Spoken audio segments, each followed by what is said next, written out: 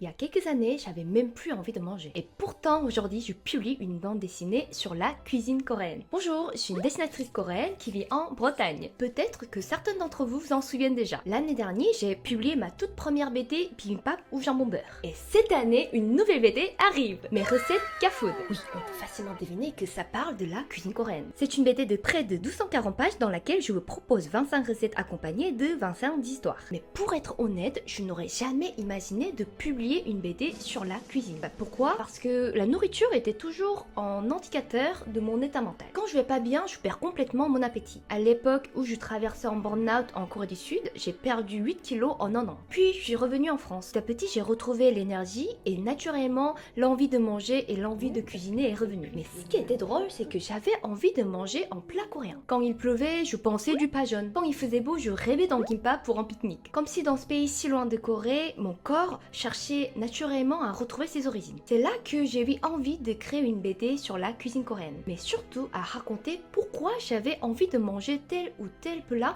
à un moment précis dans ma vie en France. Parce que pour moi, un plat n'est jamais seulement une recette. C'est un souvenir et c'est une histoire. Pour être honnête avec vous, je n'ai presque jamais acheté un livre de recettes. Mais parce que personnellement, pour cuisiner un plat, j'ai toujours eu besoin d'une histoire qui donne envie de cuisiner. J'aime savoir pourquoi quelqu'un cuisine cette recette.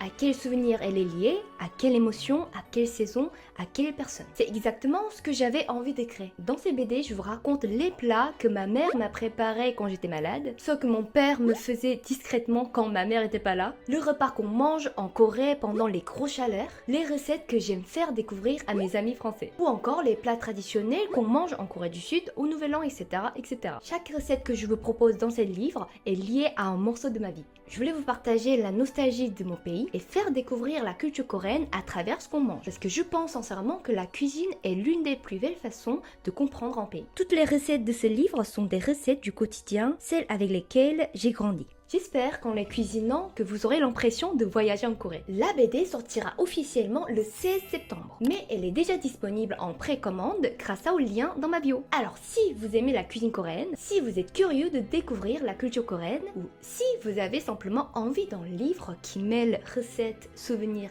et bande dessinée, TBD est fait pour vous. Quand je suis revenue en France en 2022, je n'aurais jamais imaginé de pouvoir publier des BD. Et aujourd'hui, voilà déjà la deuxième. C'est grâce à vous. Merci infiniment de suivre toujours mon aventure et de m'encourager. Cette fois-ci, je peux vous le dire avec beaucoup de sincérité, je suis vraiment fière de ce livre. J'ai mis énormément de temps, de soins et de cœur. Et du coup, j'espère qu'il vous plaira. Alors, on se voit bientôt en dédicace.